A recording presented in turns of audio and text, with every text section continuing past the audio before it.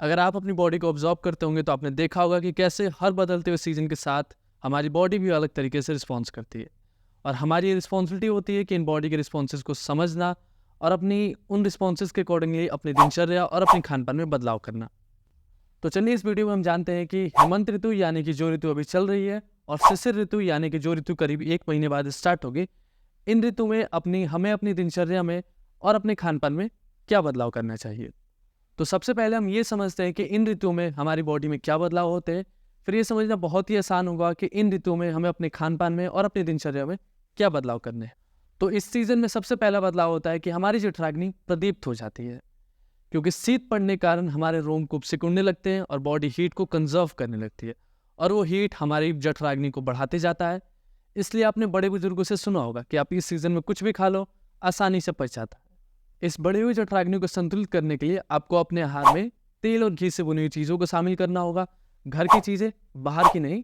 और दूध से बने हुए पदार्थों को शामिल करना होगा, जैसे कि दही, मट्ठा, रबड़ी।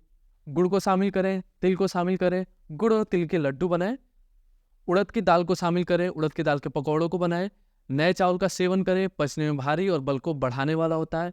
और इन चीज़ों के साथ साथ जो भी सीजनल फ्रूट्स और वेजिटेबल्स हैं उनका भी भरपूर मात्रा में सेवन करें। और दूसरा बदलाव होता है कि हेमंत ऋतु के शुरू में हमारी बॉडी में वात दोष कुपित हो जाता है और कफ दोष का संचय होने लगता है। अगर इसे आसान भाषा में बोले तो वात दोष हमारी बॉडी में समस्याएं क्रिएट करने लगता है, जैसे कि बॉडी में पेन होना, और कफ दोष हमारी बॉडी में इकट्ठा होने लगता है, जो कि फ्यूचर में जाके हमारी बॉडी में प्रॉब्लम्स को क्रिएट करता है। लेकिन वहीं अगर आप अपनी दिनचर्या में कुछ बदलाव कर लें तो आप इन समस्याओं से बच सकते हैं। पहला बदलाव है कि आप नहाने से पहले अभ्यंग करें, और इस सीजन में अभ्यंग करने के लिए सरसों या तिल का तेल इस्तेमाल करें। आप अभ्यंग को सिर से स्टार्ट कर सकते हैं, विद नेक वाले रीजन पे, शोल्डर वाले रीजन पे, चेस्ट वाले रीजन पे। फिर अपने पेट को क्लॉकवाइज और एंटी क्लॉकवाइज रोटेट कीजिए। फिर अपने हाथों को, पैरों को सीधे सीधे मसाज कीजिए। फिर अपने जॉइंट्स को, जैसे कि रिस्ट को, एल्बो को, शोल्डर को, नी को और अपनी एंकल को गोल गोल में रोटेट करके मसाज कीजिए।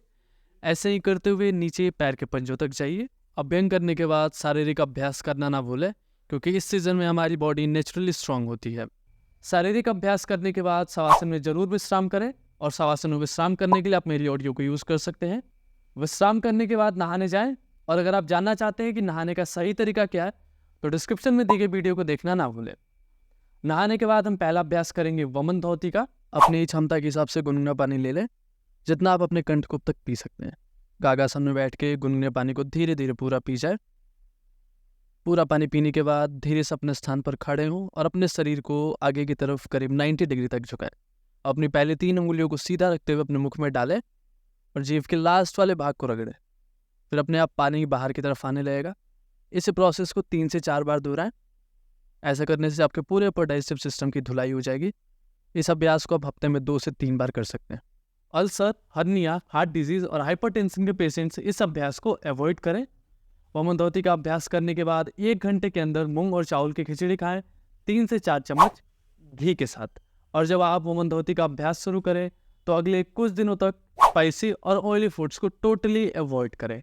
वमन धोती का अभ्यास करने के बाद अब हम करेंगे जल नीति का अभ्यास। जल नीति पॉट ले लें, इसमें 1 चुटकी सेंधा नमक डाल लें, फिर गुनगुना पानी डालें। अब अपनी हथेली के पीछे वाले भाग पे पानी का टेम्परेचर चेक कर लें। अगर कंफर्टेबल लग रहा है देन यूज़ करें। देर से अपने स्थान पर खड़े हो जाएं, अपने शरीर के ऊपर वाले भाग को आगे की तरफ झुकाएं, पॉट को राइट नॉस्ट्रिल में लगाएं, नेक को राइट की तरफ ट्विस्ट करें, मुंह को खोल के मुंह से इनहेल एक्सहेल करें और पॉट को धीरे धीरे ऊपर की तरफ उठाएं। फिर आपके लेफ्ट नॉस्ट्रिल से पानी बाहर आने लगेगा। पूरी सजगता के साथ बाहर आते हुए पानी को देखते रहें। अभ्यास पूरा होने के बाद अपनी नॉस्ट्रिल को सुखाना ना भूलें। नेक को सेंटर, राइट और लेफ्ट में करके एक्सहेलेशन करें। इसी सेम प्रैक्टिस को लेफ्ट नॉस्ट्रिल से भी दोहराएं। इस अभ्यास को आप रोज कर सकते हैं कोल्ड कफ के इनिशियल डेज में, और क्रोनिक हेमरेज की कंडीशन में इस अभ्यास को ना करें। इतना सब कुछ करने के बाद अब बारी आती है कपालभाति की। कपालभाति का अभ्यास करने के लिए अपने स्थान पर किसी भी कंफर्टेबल पोस्चर में बैठ जाएं। बेस्ट होगा कि आप पद्मासन में बैठे, आंखें बंद, कमर गर्दन सीधी, दोनों हाथ ज्ञान मुद्रा में घुटनों के ऊपर। 2 से 3 लंबी गहरी श्वास अंदर लें और धीरे धीरे श्वास बाहर छोड़ें। अब लंबी गहरी श्वास अंदर लें और अभ्यास को शुरू करें। पूरी सजगता अपने अभ्यास पर रखें। हर एक्सहेलेशन के साथ नाभि को अंदर की तरफ पुश करें। Active exhalation, passive inhalation. और पूरे अभ्यास को प्रयास करें कि एक ही रिदम में करें। अब धीरे से अपने अभ्यास को रोक दें और कुछ देर इस स्थिति में बैठे रहें। आइडियल है कि आप 1 मिनट में 120 स्ट्रोक्स करें, लेकिन अगर आप बिगनर हैं तो आप 30 से स्टार्ट कर सकते हैं और उसे धीरे धीरे इंक्रीज करें। अगर आपको अल्सर, हाई बीपी या फिर हाइपर गैस की समस्या है तो इस अभ्यास को अवॉइड करें। बेहतर फायदे के लिए वमन धौती, जल नीति और कपालभाति को इसी सीक्वेंस में करें। इतना सब कुछ करने के बाद आपको दिन में जब भी समय मिले धूप में थोड़ी देर जरूर बैठें।